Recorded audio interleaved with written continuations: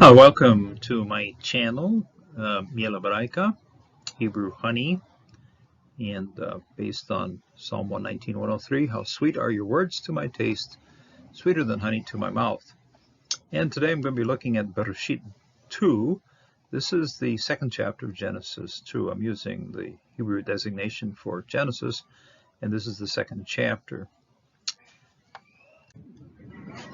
Before we get into the reading of Genesis 2, there are a few words and phrases and so forth I'd like to just emphasize or explain, and some of them do require some explanation. And when you see them in the text, sometimes they kind of go right over them. But no, we'll just take out some of the key words and some interesting pronunciation features, and we'll sort of emphasize them here before we get to the full reading. In the second chapter of Genesis, we do find the very first time that we have the full divine name blended here with Elohim, the Yod He Vav He Elohim. The Mashura, the Masoretes, determined long ago that, hey, instead of pronouncing this name, the substitute, the Kareh, has to be said, Adonai. So if you're studying in Jerusalem, you're studying with Jewish people, I strongly suggest do that. That's okay. We're not here to fight or discuss over this, but it's a personal preference for me to use the vowel pointing of other divine names that are in the scriptures, and this is one of them, Ehyeh. This is the double segolate right here, and that's from Exodus 3. And so when I'm reading this, instead of doing the full-out Adonai Elohim, it'll be Yahweh Elohim, and based on these vowel pointings we have from other places. Divine name does appear in the Bible quite a few times, combined with other names. So we can't totally banish the pronouncing of the name. And I would say let's just make the best use we can of pronouncing it. And this is, for me, it's a valid way of pronouncing it, Yahweh Elohim.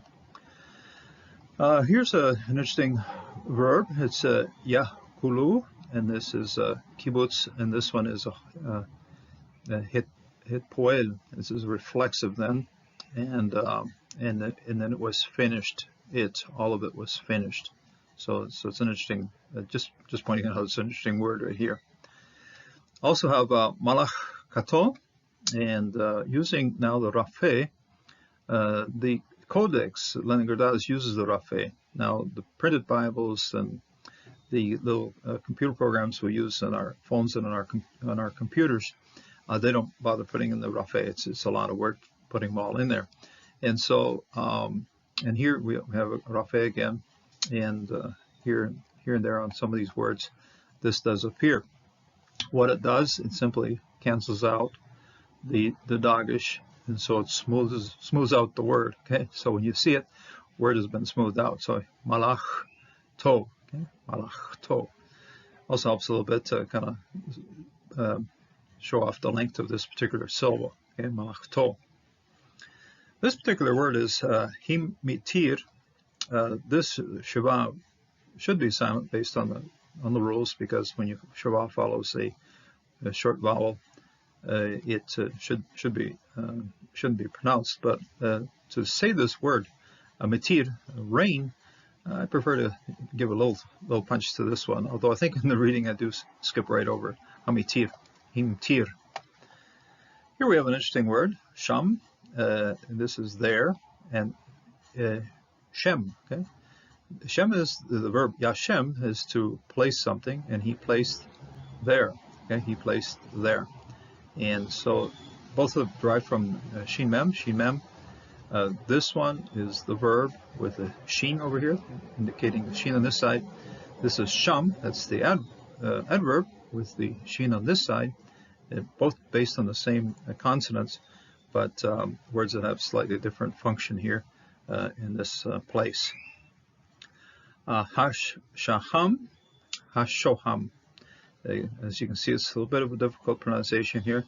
This is the shoham. This is a shin, sho. This is a holem, and that last syllable here is ham. Ha-shoham, ha-shoham.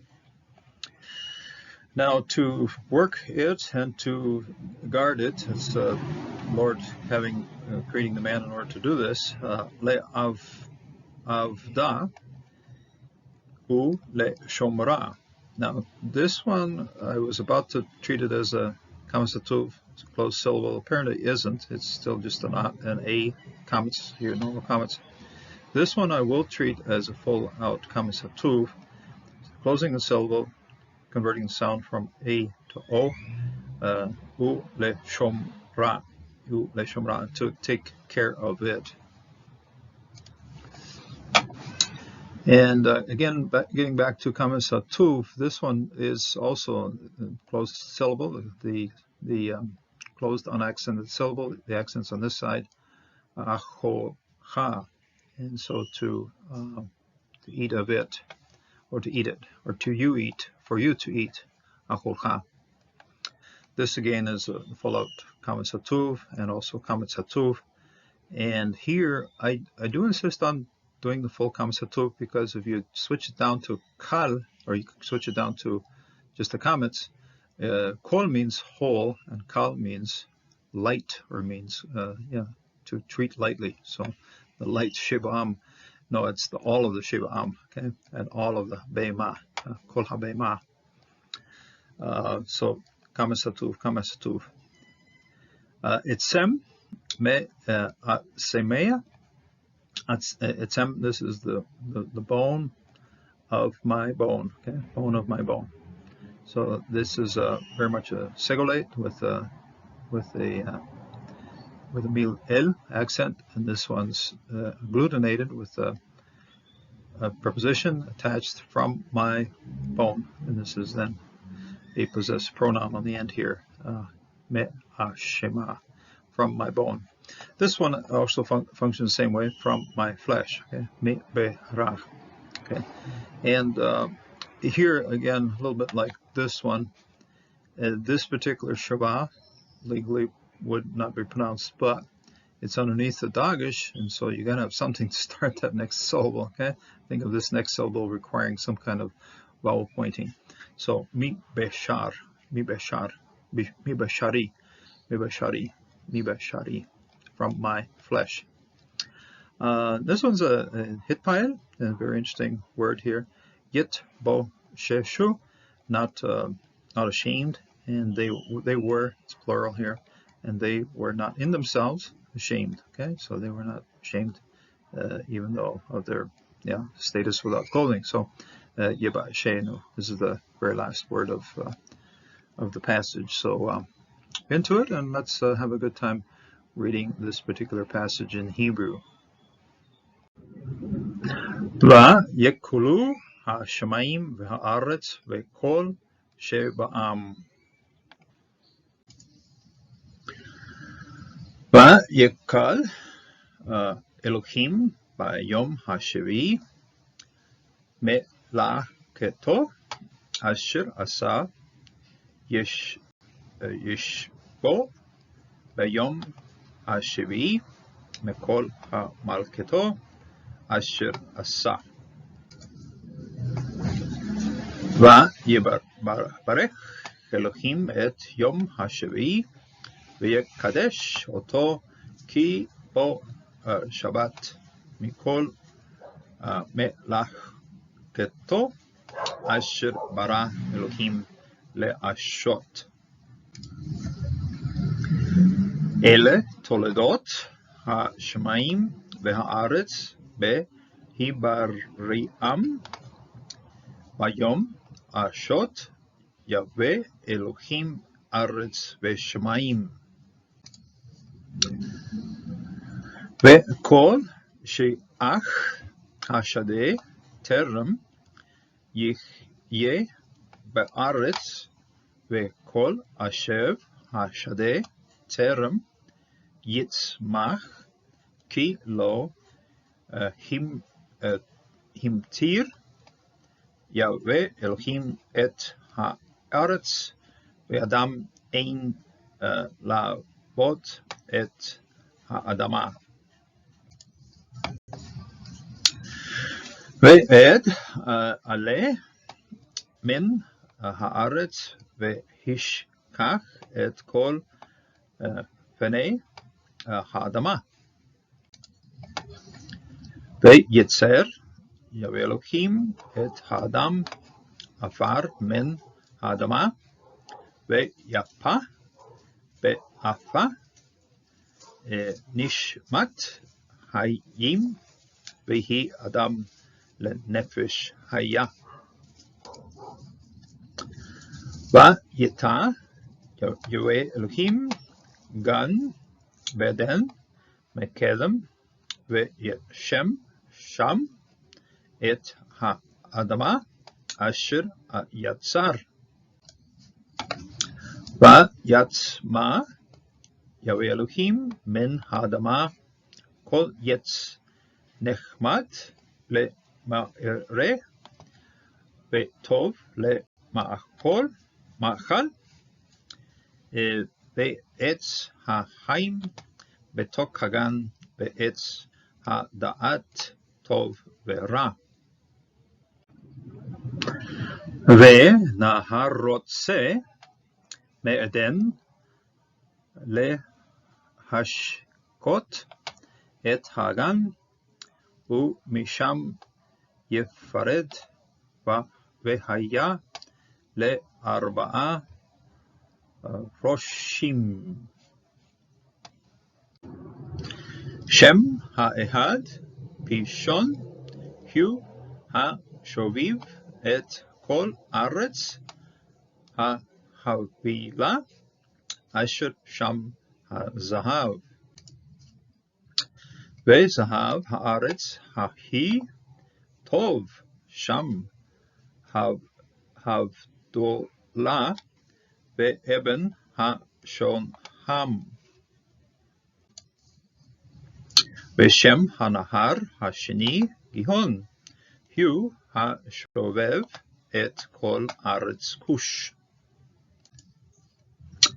ושם הנהר השלישי הדקל, הוא החולך קדמת אשור. והנהר הרביעי הוא פרת. ויקח יהוה אלוהים את האדם, וינחהו בגן עדן לעבודה ולשמורה.